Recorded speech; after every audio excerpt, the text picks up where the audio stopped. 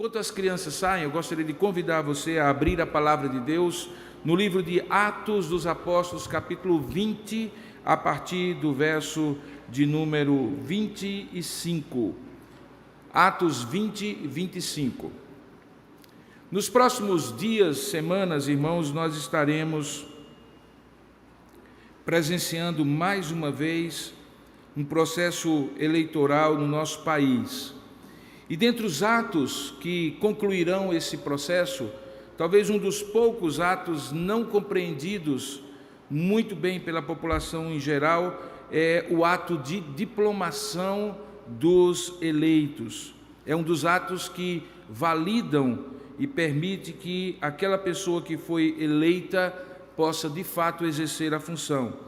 Na maneira como se explica, é dito que a diplomação é o ato pelo qual a justiça eleitoral atesta quem são efetivamente as pessoas eleitas e os suplentes, com a entrega dos diplomas devidamente assinados. Com a diplomação, aí então os candidatos e os candidatos eleitos se habilitam ao exercício do mandato que conquistaram nas urnas. A diplomação, portanto, tem um caráter de validação, de reconhecimento de que aquele processo que elegeu A e não B, no qual a população de maneira livre, soberana e secreta escolheu aqueles que vão dirigir para os vários cargos e funções eleitorais e públicas, os destinos do país, do estado, do município, quando é o caso, devidamente habilitados, estão agora capazes, não apenas pelo fato de terem sido eleitos, mas pela validação, pela diplomação que a justiça eleitoral de fato atesta de que o processo foi correto de acordo com as regras. De modo que alguém pode ser eleito e não diplomado. Alguém pode ter sido sufragado no seu nome, mas por alguma irregularidade ou questionamento dos adversários, aquele processo ser questionado. Inclusive há um prazo em que esse questionamento pode ser feito, e só então, depois de esgotados todos os recursos do questionamento, então aquela pessoa é diplomada. E uma vez então diplomada, ela está completamente capaz, habilitada e autorizada a exercer a sua função.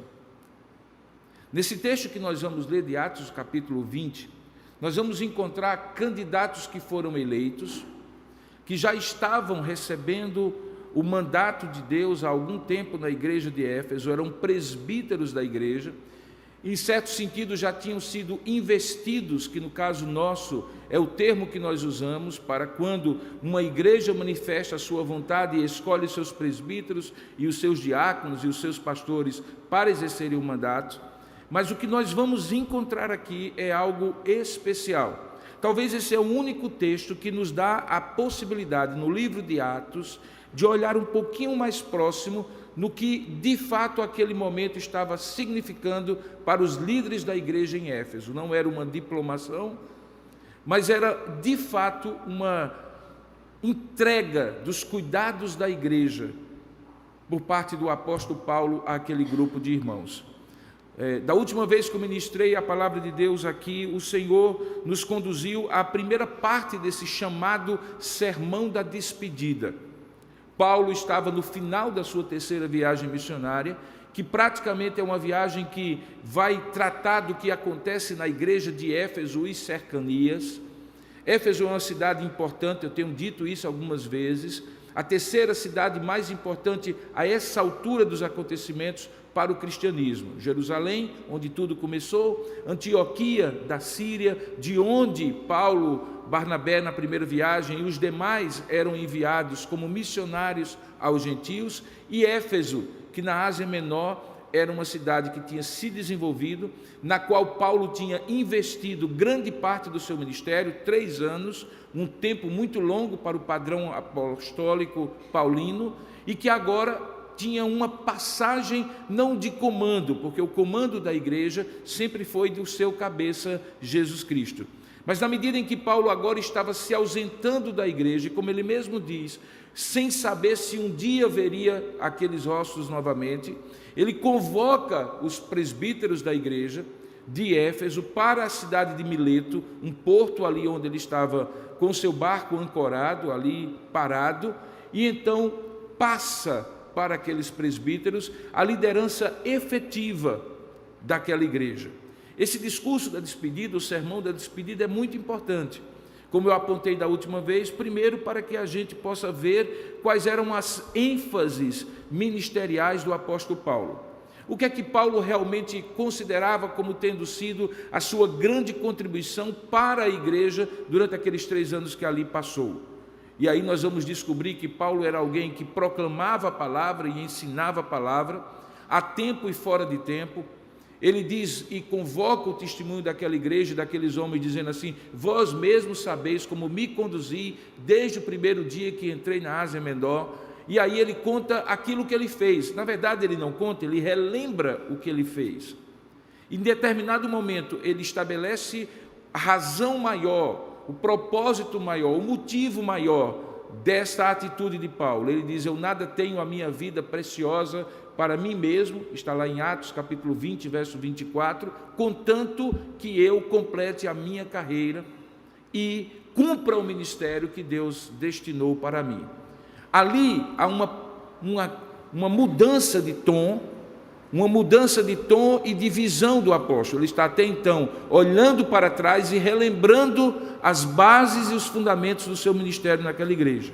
Agora ele olha para frente e ele entrega aquela igreja aos cuidados daqueles presbíteros que já tinham sido eleitos, que já tinham sido diplomados porque já tinham sido investidos em suas funções, que já lideravam aquela igreja junto com o apóstolo, mas que agora, por algum tempo, eles estariam de fato com o peso da igreja sobre os seus ombros para liderá-las como pastores, como supervisores do rebanho de Deus, como episcopos, aqueles que cuidam do rebanho de Deus de cima, olhando todo o povo de Deus ali presente. Então, nesta ocasião, nós vamos ver a segunda metade desse discurso, em que Paulo está não diplomando aqueles presbíteros, mas apontando para eles caminhos e dando a eles algumas orientações que são fundamentais para que aquilo que ele fez continuasse sendo feito por aqueles homens. Olha o que é que o texto da palavra de Deus diz a partir do verso 25, que começa a segunda metade desse grande sermão da despedida. Ele diz assim: agora eu sei que todos vós, em cujo meio passei pregando o reino, não mais vereis o meu rosto. Portanto, eu vos protesto que no dia de hoje eu estou limpo do sangue de todos vocês, porque eu jamais deixei de vos anunciar todo o desígnio de Deus. Atendei por vós e por todo o rebanho sobre o qual o Espírito Santo vos constituiu bispos, para pastoreardes a igreja de Deus, a qual ele comprou com seu próprio sangue. Eu sei que depois da minha partida, entre vós penetrarão lobos vorazes, que não pouparão o rebanho, e que dentre vós mesmos se levantarão homens, falando coisas pervertidas, para arrastar os discípulos atrás deles. Portanto, vigiai, lembrando-vos que por 3 anos, noite e dia, não cessei de admoestar com lágrimas a cada um. Agora, pois, encomendo-vos ao Senhor e à palavra da sua graça, que tem poder para vos edificar e dar herança entre todos os que são separados, santificados por ele. De ninguém eu cobicei prata, nem ouro, nem vestes. Vós mesmos sabeis que estas mãos serviram para o que me era necessário, a mim e aos que estavam comigo. Eu tenho-vos mostrado em tudo que, trabalhando assim, é mister socorrer os necessitados e recordar as palavras do próprio Senhor Jesus, quando diz: mais bem-aventurado é dar que receber. Que Deus abençoe a sua palavra lida. Amém. Curva a sua cabeça por um instante, vamos pedir que o Senhor ilumine a nossa mente e fale ao nosso coração. Oremos juntos por alguns momentos.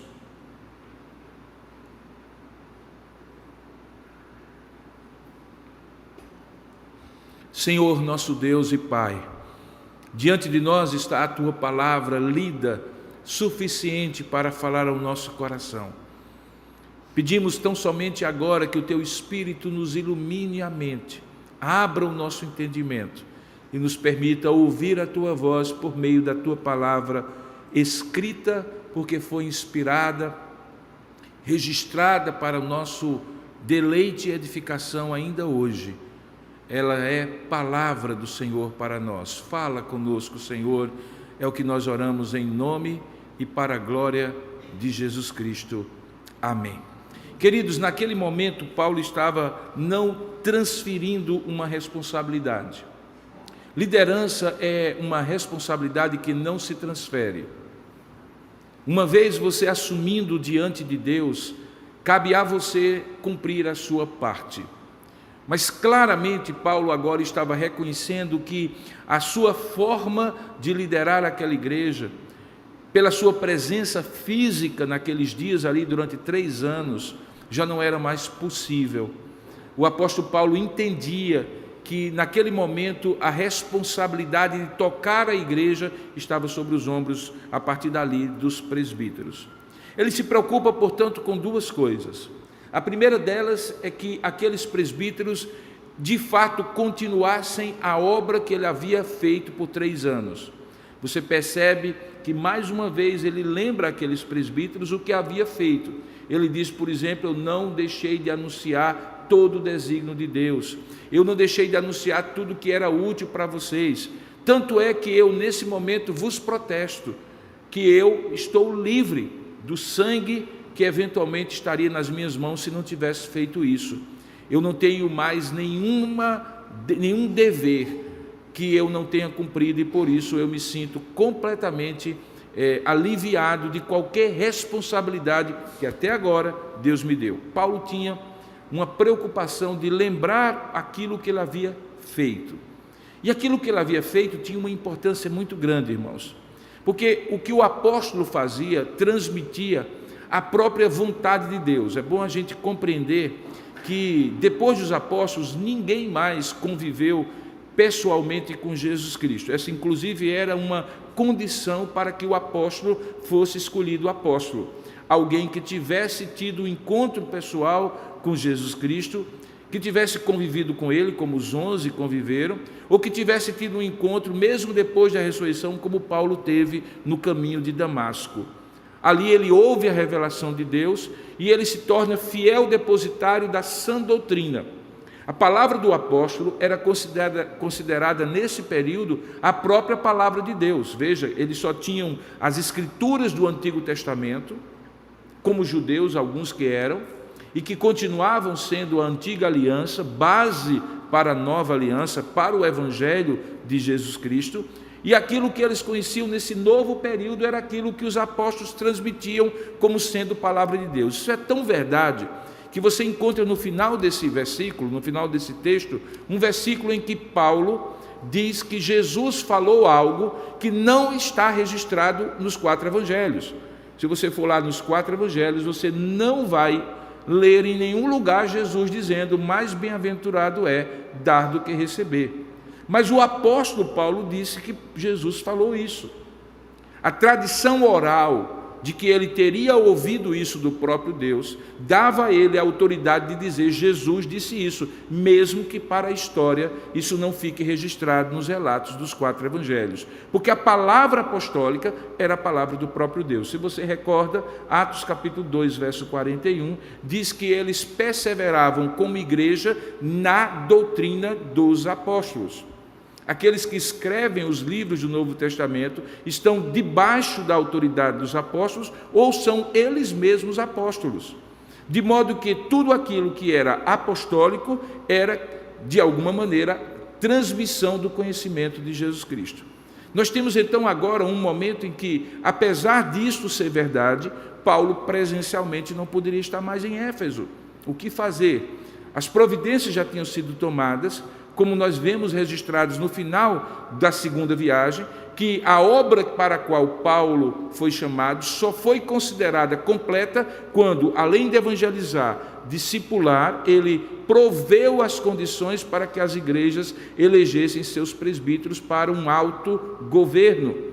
Isso era o trabalho apostólico, e evangelizar, discipular, formar liderança e permitir que a igreja livremente escolhesse seus presbíteros e seus diáconos, e especialmente os seus presbíteros, para que tivessem governo próprio. E uma vez acontecendo isso, aquela igreja estava pronta para andar com as próprias pernas. Isso já tinha acontecido, o processo eleitoral já tinha acontecido, não é registrado no livro de Atos, mas nós encontramos em alguns momentos a instrução da palavra de Deus dizendo que a igreja foi conduzida pelos apóstolos para escolher os seus presbíteros. A questão agora é que eles teriam exclusivamente, até que Timóteo, discípulo de Paulo, viesse a assumir aquela igreja, os cuidados pastorais sobre aquela igreja. E aí vem a segunda preocupação do apóstolo Paulo. A primeira é a preocupação da continuidade, para que o ensino apostólico continuasse sendo o ensino ensinado pelos presbíteros, que não houvesse deturpações e desvios, para que aquela igreja não desencaminhasse depois da partida do apóstolo. A segunda preocupação dele era que os apóstolos tivessem a capacidade de fazer algo que todo líder sabe que tem que fazer.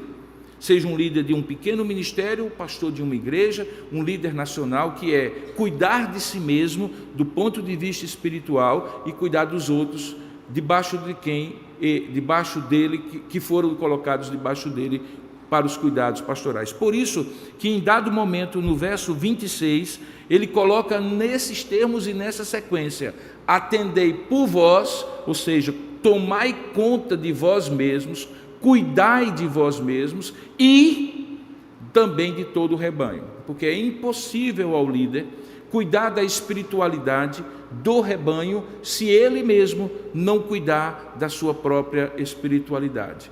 O apóstolo Paulo, em alguns momentos, inclusive, instrui o pastor que viria a substituí-lo a cuidar de si mesmo e da sã doutrina. Ou seja, cuidar da sua própria vida espiritual e, cuidando da sua vida espiritual, cuidar daqueles que estavam sob os seus cuidados. Há um ditado que nós sabemos que saco vazio não se põe em pé. Do ponto de vista espiritual, um líder que não cuida de sua vida devocional com Deus não vai ter o que dar e alimentar ao rebanho. E essa era uma preocupação do apóstolo Paulo. E essa era uma preocupação muito pertinente.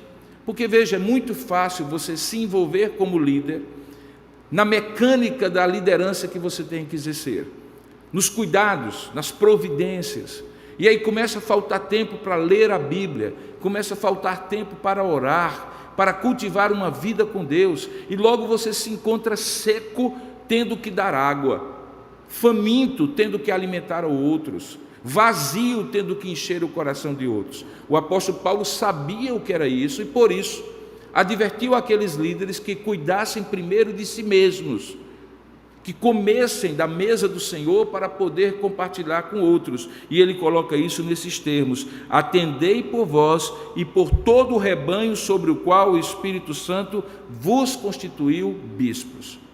Com essas duas preocupações em mente, que eles continuassem a obra apostólica, mesmo não sendo apóstolos, mas sendo presbíteros, pela ausência física do apóstolo, e que eles cuidassem tão bem de si mesmos para cuidar muito bem do rebanho, o apóstolo Paulo então aponta algumas atitudes na forma de imperativos, de vozes, de modos de ordenança para aqueles presbíteros. A primeira delas é justamente a que está no verso de número 26, que é essa expressão: atendei por vós e por todo o rebanho sobre o qual o Espírito Santo vos constituiu bispos para pastoreardes a igreja de Deus que ele comprou com o seu próprio sangue.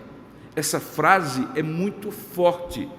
Deus está dizendo, por meio do apóstolo Paulo, que aqueles presbíteros deveriam cuidar do rebanho que foi conquistado ao preço da morte do Filho de Deus. Eu não sei você, mas eu fui ensinado pelo meu pai que a gente deve cuidar das coisas dos outros quando nos são emprestadas com mais zelo do que se elas fossem nossas. Porque se elas forem nossas e quebrarem nas nossas mãos, nós apenas teremos que dar satisfação a nós mesmos, que compramos aquele objeto, que investimos nele e que eventualmente não fomos capazes de cuidar dele.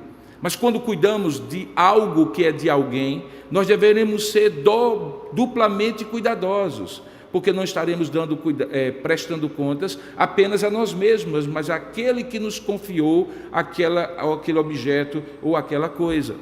Aquela coisa que o apóstolo Paulo menciona aqui não é uma coisa qualquer, é uma igreja que o Senhor Jesus deu a sua vida e derramou o seu sangue, comprando, como diz a expressão, com o seu próprio sangue, e que, portanto, agora estava nas mãos dos apóstolos.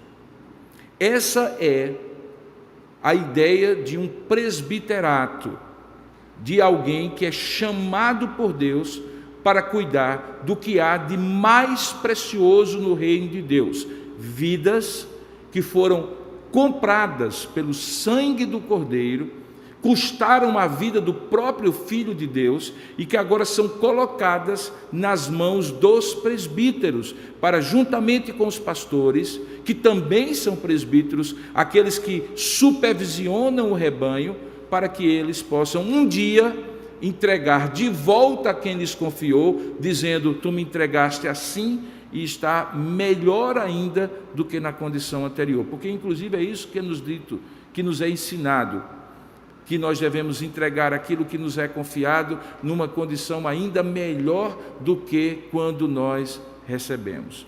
Essa tarefa é sobre-humana. Nenhuma pessoa cuida de outra tão bem quanto o próprio Deus cuida de cada um de nós. Mas Deus capacita homens que Ele mesmo chama para serem instrumentos do cuidado de Deus sobre estas ovelhas. E é nesse sentido que Paulo diz que nós devemos cuidar primeiro de nós, para, cuidando tão bem de nós como devemos cuidar, poder cuidar dos outros que Deus confiou a nós. É um rebanho que Deus constituiu bispos, supervisores, episcopos, é o termo em grego, aquele que olha de cima, cuidando do rebanho, debaixo do seu olhar, debaixo das suas vistas, debaixo dos seus cuidados, para pastorear. Há dois movimentos aqui, aquele que está sobre o rebanho e aquele que está dentro e entre o rebanho, porque é impossível ficar apenas de cima para baixo, como um supervisor do rebanho, sem se envolver no rebanho, pastoreando com cheiro de ovelha, como os pastores tinham antigamente, quando estavam no meio do rebanho e às vezes comiam junto com o rebanho e dormiam junto com o rebanho. É bom lembrar, por exemplo, que uma das expressões do eu sou de Jesus no Evangelho de João, quando ele diz eu sou a porta das ovelhas, a ideia era que havia ali uma cerca e um espaço onde as ovelhas entravam e saíam, eram guardadas no redil às noites, saíam para pastar e voltavam para serem guardadas, e para que não tivesse impedimento de ida e vinda, mas houvesse algum mínimo de segurança naquele espaço vazio que seria a porta, o pastor passava a noite deitado, servindo de anteparo e vigilância contra os lobos que estavam do lado de fora. Por isso Jesus diz: eu sou a porta das ovelhas. Aquelas que me ouvem, me seguem, elas entram e saem e encontram as passagens. Eu sou a segurança das ovelhas. Essa segurança agora estava sendo compartilhada pelo apóstolo Paulo com aqueles presbíteros. E aqueles presbíteros deveriam atender por meio desses dois movimentos: olhar supervisionando o rebanho e dentro do rebanho pastoreá-los, para que eles pudessem ser guardados como ovelhas do Senhor. Era costume naquela época que um grande proprietário de ovelhas dividisse o seu rebanho em pequenos rebanhos e subestabelecesse o cuidado daquele pequeno rebanho com pastores que não eram donos do rebanho, mas cuidavam do rebanho em nome daquele supremo pastor. Esta é a razão porque outro apóstolo, Pedro, diz que haverá um dia em que nós entregaremos os nossos rebanhos, nós pastores, ao supremo pastor e receberemos dele uma coroa de imarcessível glória, ou seja, de algo realmente de reconhecimento. Se você for, por exemplo, para a primeira carta de Pedro, capítulo 5, a partir do verso 1, quando ele fala sobre os deveres do ministério dos presbíteros, ele diz assim, capítulo 5 de 1 Pedro: rogo, pois, aos presbíteros que há entre vós, eu presbítero como eles, e testemunha dos sofrimentos de Cristo, e ainda coparticipante da glória que há de ser revelada, pastoreai o rebanho de Deus. A ordem é essa: a presbíteros, e não apenas a pastores, a presbíteros, pastoreai o rebanho de Deus que há entre vós. Esse rebanho não está longe dos pastores, nem os pastores longe desse rebanho, está entre vós. Pastoreai o rebanho de Deus que há entre vós, e ele dá uma série de atitudes, primeiramente dizendo o que não deve existir no coração desses pastores que são presbíteros. Não deve haver constrangimento, mas espontaneidade, como Deus quer. Não deve haver sórdida ganância ou ambição, mas de boa vontade, voluntariado. Não deve haver dominadores daqueles que foram confiados, mas modelos e modelagens do rebanho. E aí ele diz no verso 4: ora, logo que o supremo pastor, que é o dono das ovelhas, se manifestar, vós, presbíteros, que vão estar agora pastoreando o rebanho de Deus, recebereis a imarcessível coroa de glória. Portanto, o que Paulo estava falando era exatamente isso que Pedro depois repercutiria. Ele estava dizendo: agora vocês devem cuidar do rebanho como pastores que foram subestabelecidos pelo supremo pastor. E o rebanho de vocês é essa igreja em Éfeso, igreja que eu dediquei 3 anos da minha vida ministerial. Então, o primeiro mandamento que Paulo passa para os seus presbíteros é: sejam pastores de si mesmos e sejam pastores do rebanho que Deus confiou a vocês, sabendo que esse rebanho não é de vocês, esse rebanho é do supremo pastor, e um dia vocês têm que devolver para eles. Há uma coisa muito estranha, vamos colocar assim, em ser pastor, em ser presbítero de uma igreja, e eu vou compartilhar com os irmãos. É que nós nos sentimos donos da igreja, sem sermos donos da igreja. Que nós devemos ter a consciência de que se alguém precisa chamar essa igreja para dizer é minha e eu tenho que cuidar como se fosse minha, são os pastores e os presbíteros da igreja. Talvez o pior erro de um presbítero é o erro da omissão, do descompromisso, de quem está fazendo alguma coisa como se não estivesse debaixo da responsabilidade de ter assumido isso diante de Deus, e portanto saber que um dia vai ter que devolver o que assumiu a Deus. Mas é óbvio que esse pastor e esse presbítero não são efetivamente os donos da igreja. Alguns acham que são, e Deus muitas vezes os envergonha quando mostra que a igreja é dele e não nossa. Por isso ele disse: cuidado com a sórdida ganância ou ambição, que é quando nós somos confiados para tomar conta como se fosse nossa e achamos que é nossa, e não é nossa, é do Senhor Jesus. Paulo então diz: para que isso não aconteça, pastoreie primeiro o seu próprio coração. Deixe claro ao seu coração que você é um fiel depositário de algo que não é seu, mas que você deve cuidar como se seu fosse. É importante compreender, portanto, esse primeiro mandamento: atendei por vós e por todo o rebanho sobre o qual o Espírito Santo vos constituiu bispos, supervisores e ao mesmo tempo pastores da igreja de Deus que ele comprou com seu próprio sangue.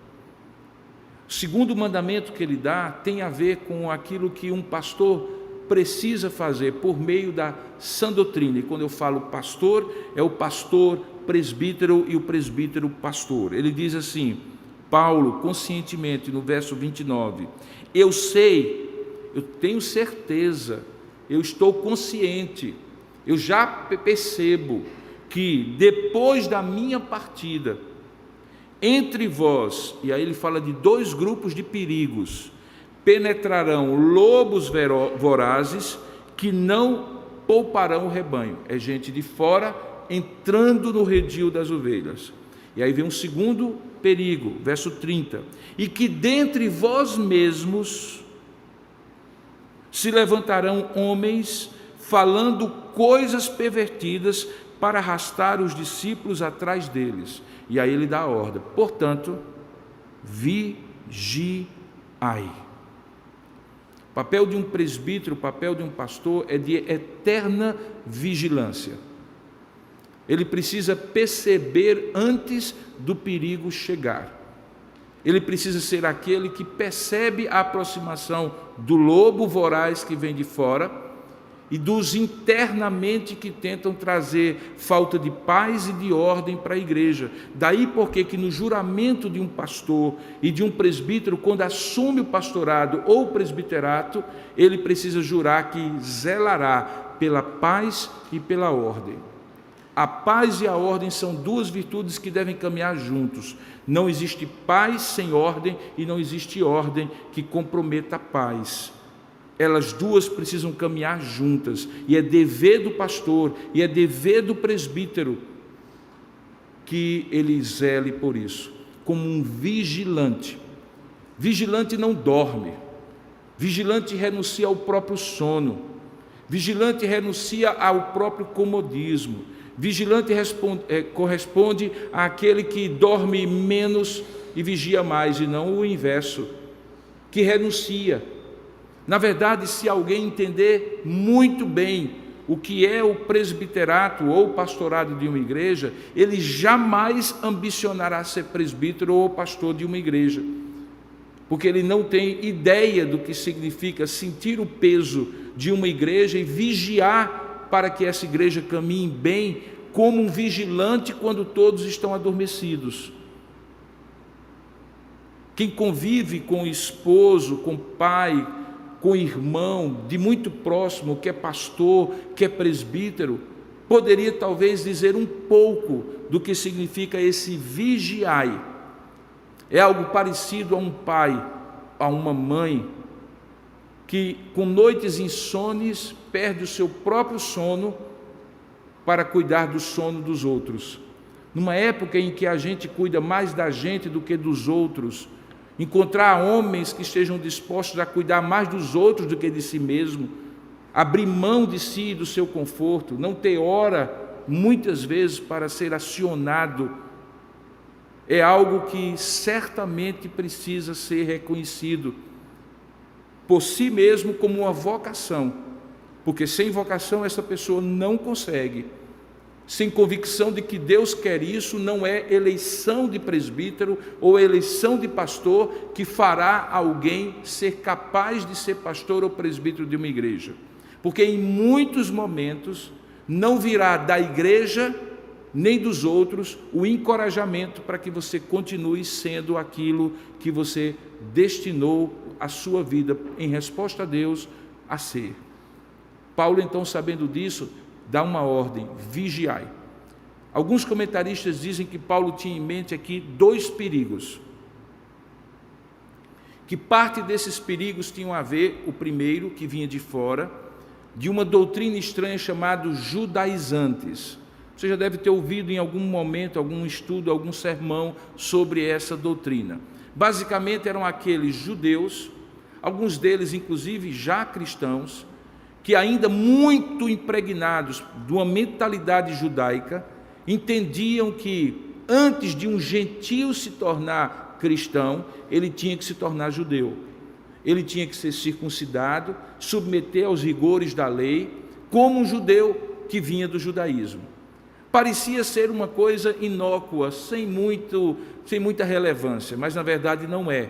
Paulo chega a escrever uma carta inteira, a carta aos Gálatas, para tratar de que isso era um retrocesso. E por quê? Porque o evangelho da graça de Deus nos dispensa de viver a lei para termos uma justiça que provém da lei. Não é pelo cumprimento da lei nem da circuncisão que alguém é justificado. Nós somos justificados pela fé, baseados na graça de Deus e não nos méritos do cumprimento de uma lei.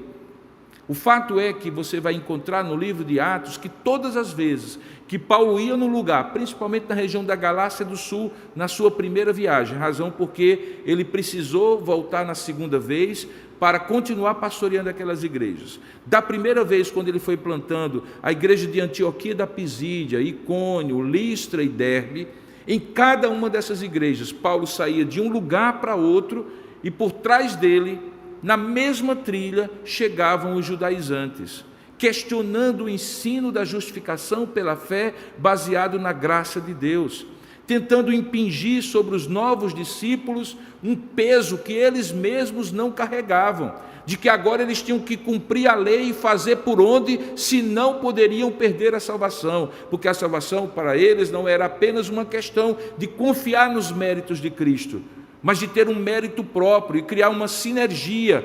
Deus faz uma parte e eu faço a outra, e o meu resultado de salvação depende do que Deus faz e do que eu faço. Essa doutrina ainda hoje existe, presente no nosso meio. Chama-se legalismo. Uma doutrina que pode tirar o homem do centro da graça de Deus. E Paulo entendia que eles eram lobos vorazes que iriam penetrar no rebanho, e que a igreja de Cristo, pastoreada por esses presbíteros, deveriam estar vigilantes para que quando o lobo entrasse pela porta, e antes mesmo dele entrar, ele pudesse levantar a doutrina da verdade e dizer: a justificação é apenas pela fé baseada na graça de Deus. Um trabalho contínuo de contrapropaganda, de contranarrativa, de apologética, de defesa da fé cristã, para que aqueles não se desviassem do verdadeiro evangelho e, como dizia o apóstolo Paulo escrevendo aos Gálatas, retrocedessem para outro evangelho, que não era outro senão um que vinha do diabo. Tanto é que ele diz que se ele mesmo, ou um anjo supostamente enviado por Deus, pregasse tal doutrina, que ele fosse considerado anátema, maldito, condenado diante de Deus. Paulo diz: os presbíteros precisam vigiar em relação a isso. Por isso que presbítero, assim como pastor, e não apenas os pastores que fazem curso teológico, mas os presbíteros também precisam ser bem formados na doutrina cristã. O presbítero tem que ensinar, se Deus der dons, talvez até mesmo pregar do púlpito. Mas se ele ensina na escola dominical, se ele doutrina num pequeno grupo, se ele dirige um estudo bíblico com a doutrina reta, correta, que é fiel ao apostolado, ele vigia sobre o rebanho. Obviamente que ele não pode impedir que a heresia chegue aos ouvidos da ovelha, mas ele pode prevenir a ovelha para rebater essa heresia. E uma vez ouvindo, ele precisa ter as condições de dar à ovelha os argumentos, os ensinos, para que esta ovelha possa manter a sua ortodoxia, a sua crença correta e reta.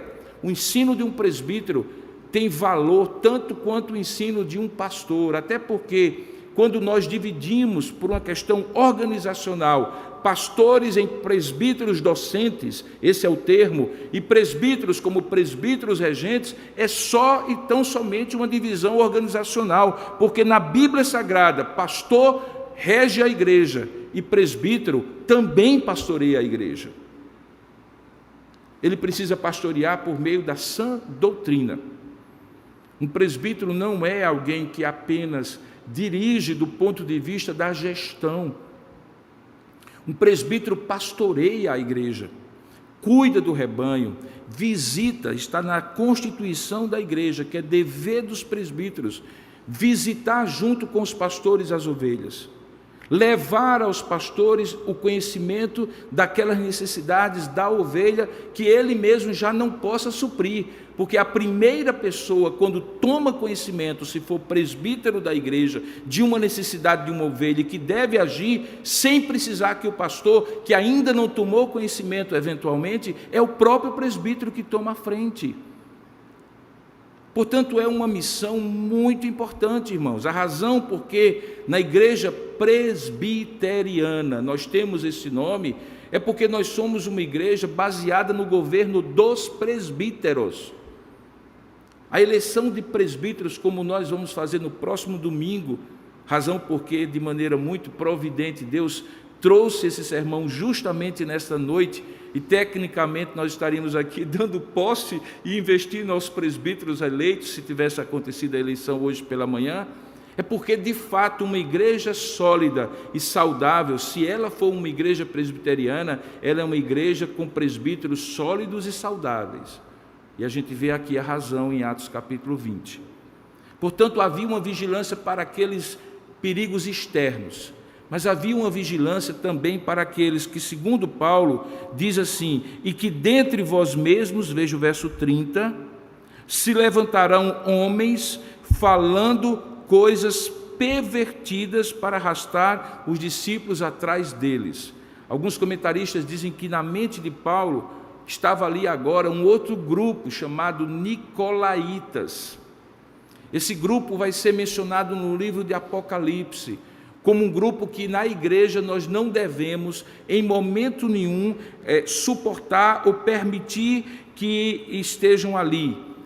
É necessário exercer disciplina, porque são facciosos.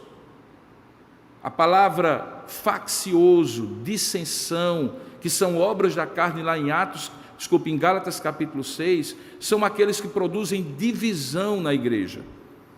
Veja que o que acontece aqui é que eles são pervertidos. E o que é uma perversão? É alguém que conhece a verdade, mas torce a verdade. Não são inimigos externos que não conhecem a verdade. São inimigos que às vezes estão no meio da igreja, como o joio que cresce junto com o trigo, que tem aparência de verdade, de piedade, mas que começam a perverter o evangelho no coração dos discípulos, a ponto de levá-los para fora do rebanho.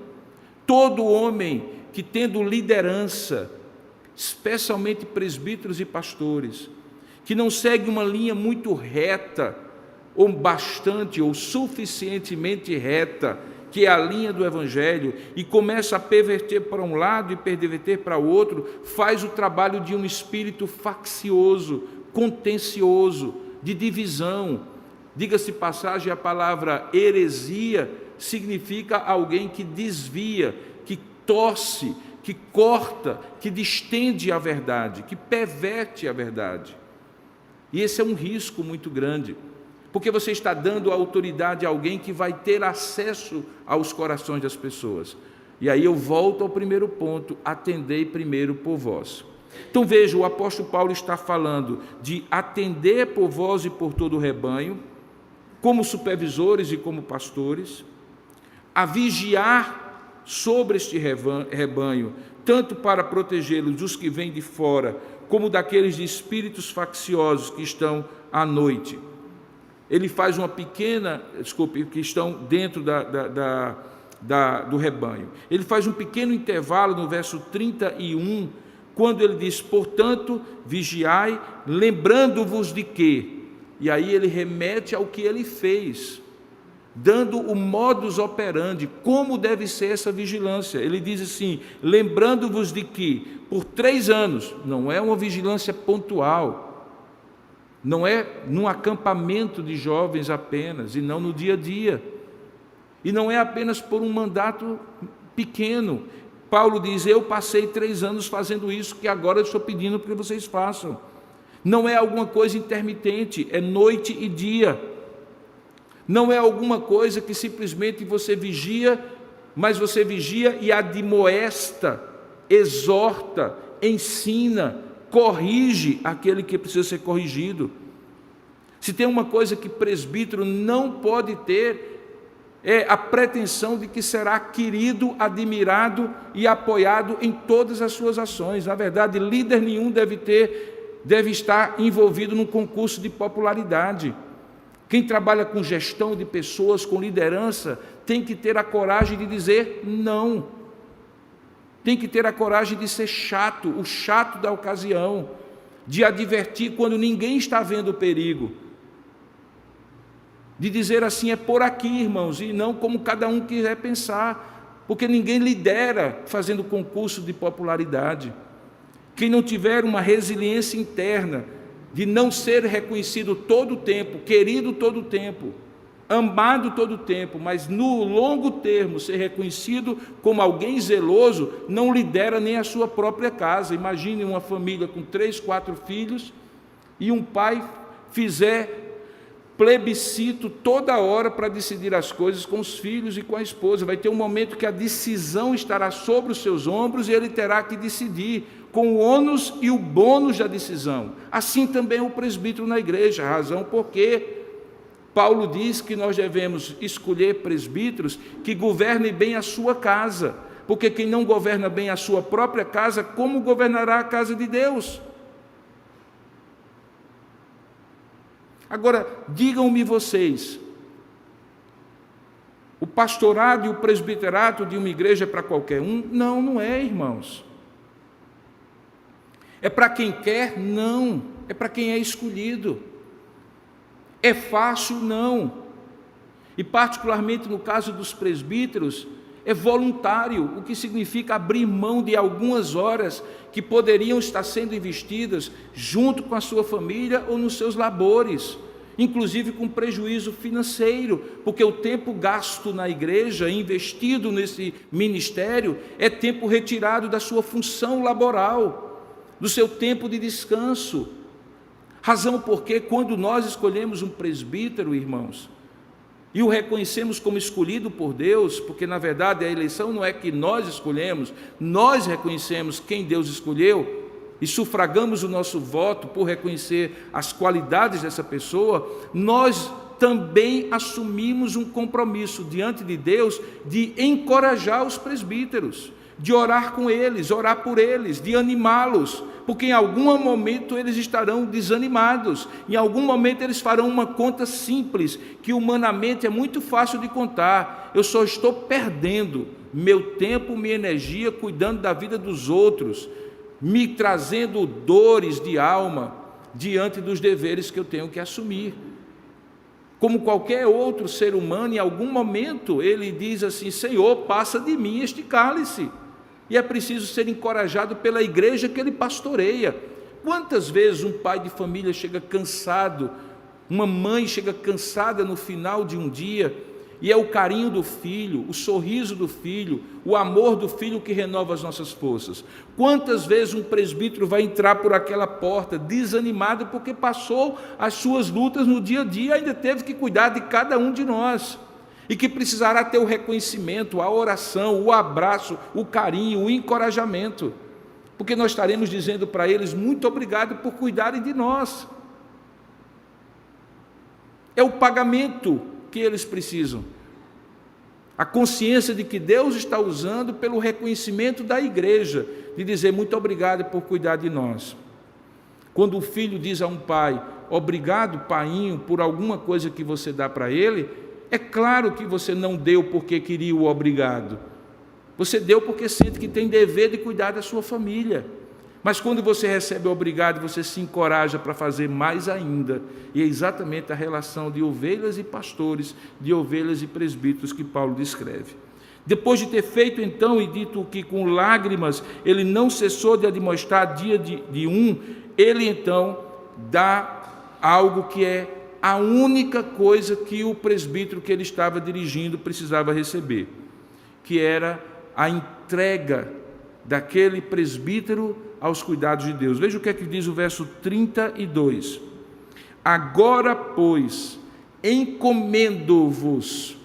Quando a gente era criança, quando eu era criança lá em Campina Grande, que minha mãe me dava um dinheiro para entregar na casa de uma vizinha, para pagar alguma coisa, ou na quintanda, na mercearia, para que ninguém soubesse que eu estava carregando dinheiro, Então ela dizia assim para mim, quando chegar lá na casa de Dona Maria, você diz assim: Dona Maria, minha mãe mandou uma encomenda para a senhora.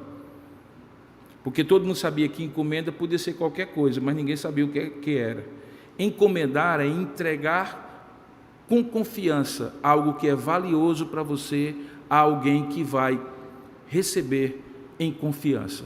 Olha o que é que Paulo diz, ele diz assim: agora, pois, eu entrego ao Senhor com confiança e a palavra da sua graça, porque ela tem poder para edificar vocês e dar herança para todos os que são santificados. Paulo então faz uma passagem, uma diplomação para aquele novo momento. Eles já eram presbíteros, eles já cuidavam da igreja, mas agora eles tinham que assumir por um período, até que Timóteo tomasse conta daquela igreja e liderasse aquele rebanho, a responsabilidade daquela igreja. E aí ele diz o que ele fez, e ao dizer o que ele fez, ele indica para aqueles presbíteros ainda algumas outras coisas. Por exemplo, ele diz: olha, de ninguém cobicei prata, nem ouro, nem vestes. Ele está dizendo aquilo que Pedro vai dizer aos presbíteros: não pastoreiem essa igreja por cobiça, nem mesmo cobiça subjetiva, porque às vezes você pode pensar e dizer assim: não, mas alguém que tem uma boa condição financeira talvez seja o melhor presbítero, porque ele não vai ter nenhum outro interesse a não ser servir, já que ele não vai precisar de nada que a igreja possa beneficiá-lo. Mas existe um interesse que é subjetivo. Às vezes as pessoas podem ser levadas pela vaidade de mandar, pela vaidade de serem reconhecidos, pela vaidade de terem prestígio. Você quer saber o que é que faz, por exemplo, como eu vi nesta semana, um homem bilionário, herdeiro do grupo de Antônio Hermílio de Moraes, o candidato nessas eleições mais rico que foi aferido pelo TSE, 5 bilhões e 100 milhões de reais de renda. A pergunta que eu faço para você, sem emitir juízo de valor: você acha que esse homem precisa da vida pública por alguma razão material? O que é que talvez esteja levando esse homem a não ser a busca talvez pelo poder, pelo prestígio, pela vaidade? Se for para servir a nação, que seja, mas os históricos de homens poderosos que já eram ricos e bem-sucedidos e que se envolveram na vida pública, grande parte desse histórico é simplesmente pelo prestígio de ser chamado de governador, deputado, senador e assim por diante. Infelizmente isso faz parte do coração humano. E na igreja pode não ser diferente. Por isso, Paulo diz nesse momento que Jesus o conduziu a ser um homem que de ninguém cobiçasse prata, nem ouro, nem vestes. E essa prata, ouro e vestes, que são materiais, também podem ser extrapolados para qualquer benefício humano. Vaidade, prestígio, poder. O coração humano é muito enganoso. Tem gente que precisa de ser reconhecido e fará tudo, e às vezes o poder dá esse reconhecimento. Tem gente que tem necessidade de controlar, e o poder humano dá essa possibilidade do controle. Por isso a gente precisa olhar para aquilo que os que nós vamos eleger, os que nós temos eleito, e aqueles que foram aqui escolhidos por Paulo, já tenham na sua história de vida um desprendimento, uma entrega voluntária, amorosa, e não necessariamente cobiçosa, como Pedro vai advertir. Ele continua dizendo que esses homens, pelo seu exemplo, também devem ser pessoas que serviram ao que era necessário. Veja aí o verso 34, a eles e aos que estavam com eles, e muitas vezes mostrando, como Paulo mostrou, deveriam trabalhar e sabendo que é mistério, que é privilégio, socorrer os necessitados e recordar as palavras do próprio Senhor Jesus, que disse: mais bem-aventurado é dar do que receber. O nome disso, irmãos, é ministério. Não é outra coisa. De alguma maneira, nós temos sido, ao longo de 22 anos de existência dessa igreja, muito abençoados pelos presbíteros que Deus tem nos dado. como pastor dessa igreja em 22 anos, eu posso garantir a vocês que eu já vi nessa igreja exemplos de abnegação de presbíteros e também de diáconos, mas especificamente de presbíteros, que trata o texto, que me admirou e que me inspirou. Porque eu e os demais pastores vivemos do ministério. Mas quando eu vejo um presbítero rasgando uma madrugada, preocupada com os pecados daqueles que não se preocuparam com os próprios pecados, que criaram os problemas pelos desvios de fé e de piedade, e que agora chegam aos nossos conhecimentos como ovelhas feridas que nós temos que cuidar muitas vezes, porque as ovelhas não atenderam aos conselhos que foram preventivamente dados, e muitas vezes chegam com pernas quebradas, cabeças arrebentadas, casamentos destruídos, vidas financeiras desoladas, sofrendo, e quando nos chegam, já chegam quase no plano de emergência. E eu vejo muitas vezes, e vi aos 22 anos a fio nessa igreja, homens desprendidos tomando conta dessa igreja. Eu posso dizer graças a Deus pelos presbíteros que Deus tem dado à igreja presbiteriana de Tambaú, homens que ensinam a palavra. Em 22 anos, nós só tivemos que disciplinar uma única vez um presbítero da igreja. E em 22 anos, essa igreja foi abençoada pelo ministério de presbíteros muito dignos, os que atualmente cuidam da igreja e aqueles que estão em disponibilidade. O meu desejo, quando eu vejo esse nível de confiança, e que particularmente se aplica em parte ao que eu vivo hoje ministerialmente, quando muitas vezes não posso estar durante a semana aqui, e sei que os presbíteros da igreja, juntamente com os 3 pastores auxiliares que nós temos, um especificamente no trabalho de altiplano, e 2 aqui, o reverendo Kilvin e o reverendo Andrew, se dedicando e cuidando desse rebanho dessa igreja, é de louvar a Deus pela vida desses homens.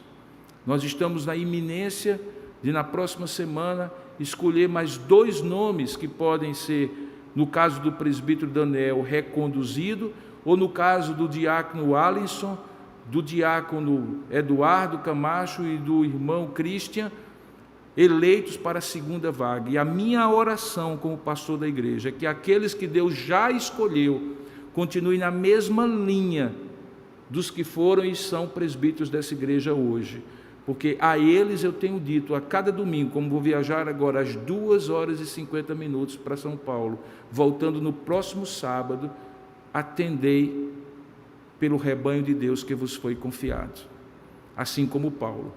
A única diferença é que eu não quero dizer, até onde Deus me der forças, sei que de todos vós em cujo meio passei pregando o reino, não vereis mais o meu rosto. Mas de uma coisa eu posso dizer, atendei vós por todo o rebanho que vos foi confiado. Eu conclamo essa igreja, ouvindo essa exposição, entender que igreja é mais do que uma relação de consumo. Talvez seja uma das tristezas dessas últimas épocas, é quando a gente imagina que vai sair de casa e a gente vai pensar assim, eu vou para receber uma mensagem que atenda a minha necessidade. Deus fala ao seu coração, mesmo numa mensagem como esta, em que teoricamente você não teve uma aplicação devocional da palavra ao seu coração, mas que você foi levado a refletir sobre o que é isso aqui, irmãos. Não é uma organização com o CNPJ, não é um supermercado espiritual que você pega na prateleira o sermão de um pastor, o louvor de um grupo, a participação em alguma coisa que lhe ajuda e lhe encoraja durante a semana. Não. Igreja é família de Deus, é o povo de Deus, convocado por Deus como ovelhas do Senhor, e Deus coloca sobre este povo supervisores, guardadores, vigilantes, doutrinadores, pastores, que vocês mesmos escolhem para caminhar com vocês, guardá-los, orientá-los, doutriná-los, ensiná-los, pastoreá-los, acolhê-los, de tal maneira que vocês possam estar bem com Deus.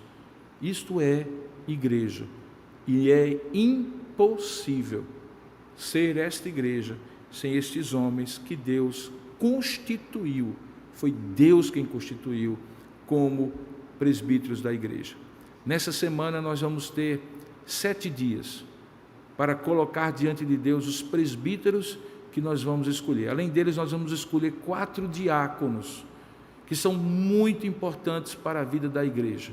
Eles não têm o governo espiritual nas suas mãos, mas eles são um órgão auxiliar ao conselho da igreja, que toma conta de toda a parte patrimonial, financeira, de todos os cuidados de ordem no culto, do recolhimento de ofertas, da contagem do dinheiro, do investimento, do cuidado dos necessitados, das necessidades que estão presentes e que muitas vezes a igreja nem conhece. Quem conhece são os presbíteros e os diáconos. Nós precisamos também orar para que nessa semana 4 homens também sejam escolhidos conforme a vontade de Deus. Eu conclamo, portanto, a igreja a dedicar durante essa semana algum tempo na sua vida devocional para lembrar diante de Deus: Senhor, abençoa os presbíteros da nossa igreja, abençoa os diáconos da nossa igreja, aqueles que são e aqueles virão a ser. É fundamental para que essa igreja escolha bem para a glória de Deus e nós tenhamos dias de paz e de crescimento espiritual para essa igreja. Nenhum pastor pastoreia uma igreja sem o auxílio irmanado desses irmãos queridos, que voluntariamente são escolhidos por vocês para cuidar da igreja. Eu gostaria de, nesse momento, inclusive, orar por isso e convido você a orar comigo. Ó Deus amado e querido Pai, ao aplicar esta palavra, Senhor, lembrando daquele momento sublime em que o apóstolo Paulo, certamente com o coração doído pela despedida daqueles homens com quem ele tinha convivido por 3 anos, entrega a igreja aos cuidados deles, de cada um deles e deles como um grupo de presbíteros. Nós nos lembramos também deste momento da história da nossa igreja presbiteriana de Tambaú, agradecidos pelo histórico de presbíteros dedicados, de diáconos consagrados a Ti que nós temos tido. Mas nesse momento nós precisamos que o Senhor nos conduza na direção de escolher homens segundo o Teu coração, que estejam imbuídos da missão que eles estão se dispondo a cumprir diante de Ti e diante do rebanho. Escolhe, como certamente já escolheste, Tu mesmo, por intermédio do sufrágio do voto. E como Teu povo, nós nos submeteremos de maneira harmônica e de todo o nosso coração ao governo desses presbíteros da igreja. Desde já capacita, abençoa com a melhor das motivações, com todos os dons e talentos devidamente amadurecidos que Tu tens dado a cada um deles. E que assim, ó Deus, a Tua igreja caminhe numa nova etapa, com novos homens ou aqueles que serão reconduzidos segundo a Tua vontade, para que o Teu nome continue sendo glorificado por meio desta igreja. Nós oramos assim, Pai, confiando este rebanho a Ti, encomendando a Ti, ó Deus, este rebanho. Tu que és o nosso supremo pastor, e nós apenas pastores auxiliares Teus. Nós assim fazemos, em nome e para a glória do Senhor Jesus. Amém.